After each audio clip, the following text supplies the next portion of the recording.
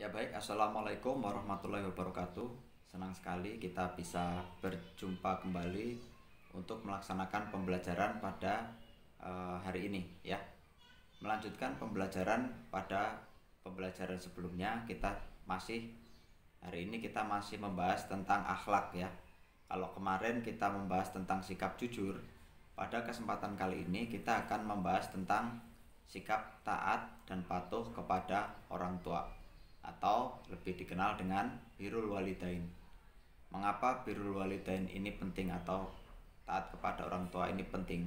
Ya, alasannya yang pertama, di dalam surat Al-Luqman ayat 14, Allah Subhanahu wa taala menjelaskan, ibu kamu ketika mengandung kamu itu dalam keadaan yang lemah dan bertambah-tambah, kemudian menyapih kamu selama 2 tahun ya. Di situ di dalam surat Al-Luqman ayat 14 itu Allah menjelaskan bahwasanya penderitaan seseorang, terutama ibu ketika mengandung itu luar biasa sekali. Kalian bayangkan selama 9 bulan 10 hari kalian ada di dalam kandungan ibu kalian, itu rasanya mual, muntah, kemudian tidur tidak nyenyak, mau tidur mau miring kanan sakit, miring kiri sakit, gak bisa tengkurap ya, terlentang juga sakit. Mau makan, nyium bau nasi aja kadang mual sampai muntah. Itu penderitaan dan yang dirasakan tidak sebentar, 9 bulan. Setelah melahirkan itu pun juga tidak langsung enak, karena harus mengalami yang namanya proses persalinan. Proses persalinan itu taruhannya adalah nyawa. Tidak sedikit ibu-ibu yang meninggal dunia pada saat melahirkan anaknya. Nah, kemudian setelah kamu lahir itu juga pengorbanannya masih berlanjut ya, karena harus menyusui kamu. Kalau malam kamu nangis harus disusuin, harus bangun malam, kemudian bersihin baju kamu dan sebagainya ya. Itu semua dilakukan semata-mata demi kamu. Maka dari itu kita sebagai anak ya, itu tidak boleh yang namanya durhaka kepada orang tua kita. Dilanjutkan, dijelaskan lagi di dalam sebuah hadis, yaitu pada saat ada salah seorang sahabat yang bertanya kepada Rasulullah, ya Rasulullah, siapakah orang di dunia ini yang harus saya hormati? Jawab Rasulullah, ibu kamu. Kemudian bertanya lagi, kemudian siapa lagi? Ibu kamu lagi. Kemudian tanya lagi, kemudian siapa lagi? Ibu kamu. Diulang sampai 3 kali, baru yang keempat sahabat itu bertanya, lalu siapa lagi? Ayahmu. Ya, jadi keutamaan untuk taat dan patuh kepada orang tua, terutama ibu, itu 3 kali lebih tinggi. Jadi ada pepatah yang mengatakan bahwasanya surga itu berada di telapak kaki ibu. Maksudnya apa surga di telapak kaki ibu? Jangan kalian bayangkan di telapak kaki ibu kalian ada surganya. Itu adalah kiasan yang menjelaskan bahwasanya apabila kalian berbakti kepada kedua orang tua kalian, insya Allah balasannya nanti adalah surganya Allah Subhanahu wa taala. Nah, kemudian bagaimana cara kita berbakti kepada kedua orang tua kita?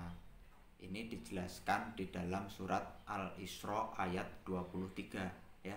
Di situ dijelaskan yang kurang lebih artinya ya, janganlah sekali-kali kamu berkata kepada kedua orang tua kamu ya. Maksudnya berkata itu apa? Yaitu ketika dimintai tolong, ketika disuruh misalnya tolong ibu belikan beras, tolong berikan gula ke warung sebentar, kamu lagi asik main game, misalnya lagi asik main game, main HP, main game. Kemudian kamu bilang ke ibu kamu, bentar lagi asik. Nah, itu dilarang seperti itu. Di dalam Al-Qur'an lagi larangannya. Berarti ini hukumnya udah wajib sekali, udah haram kalau sampai dilakukan, karena Al-Qur'an itu adalah sumber hukum Islam yang pertama, sumber hukum. Maka ketika di Al-Qur'an ditulis seperti itu, ya jangan dilakukan, karena itu sudah menjadi larangan. Larangan bilang ah kepada orang tua. Itu baru bilang ah ya. Itu baru bilang ah. Apalagi yang sampai ngata-ngatain orang tuanya, itu lebih besar lagi. Orang yang satu kata aja ah itu aja dilarang, apalagi yang sampai itu wadah, dosanya sudah tidak terkira lagi. Makanya itu baru dari kata-kata, belum lagi dari perbuatan. Kemarin ada kasus di televisi ya, Pak Imam simak ya, ada seorang anak yang menganiaya kedua orang tuanya sampai kedua orang tuanya masuk rumah sakit. Hanya karena apa? Minta uang nggak dikasih.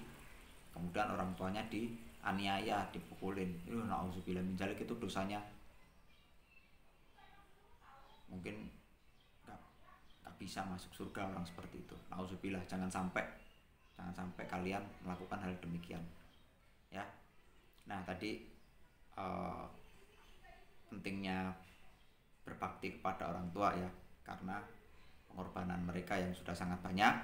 Kemudian bagaimana caranya? Yang pertama tadi, jangan mengecewakan hati mereka dengan berkata-kata yang buruk. Jangan melakukan perbuatan-perbuatan yang buruk juga kepada mereka.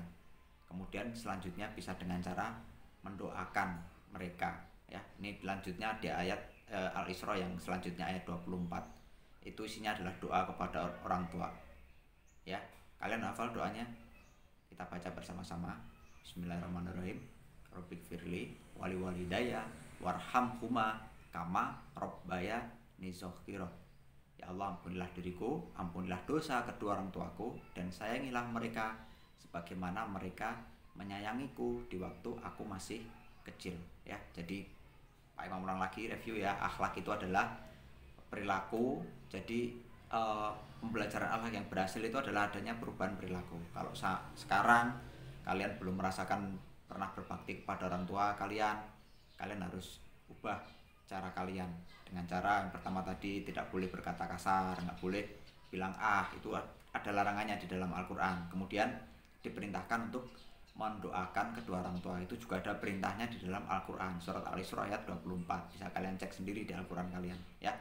Sebagai penutup, Pak Imam mengingatkan supaya kalian tetap menjaga kesehatan kalian dengan cara menerapkan protokol kesehatan, karena kasus COVID-19 ini semakin lama semakin banyak ya.